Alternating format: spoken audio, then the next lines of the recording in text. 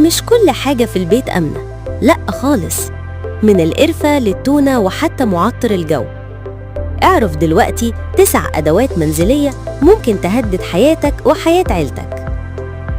لو خلطت كلور مع أمونيا بيطلع غاز يخليك تختنق. كتر القرفة يخرب الكبد. معطر الجو خطر على قططك وكلابك. مزيل العرق لو رشيت منه كتير ممكن يبوظ لك رئتك. وجوز الطيب ملعقة صغيرة بس تسممك وتخليك تهلوس. الأجهزة الكهربائية ممكن تولع البيت فجأة. الدقيق الني مليان بكتيريا زي الدجاج الني. العرق سوس يرفع ضغط الدم وينزل البوتاسيوم ويوقف قلبك. والتونة فيها زئبق عالي بيبوظ الأعصاب والمخ. خلي بالك، بيتك ممكن يخبي أخطر عدو ليك.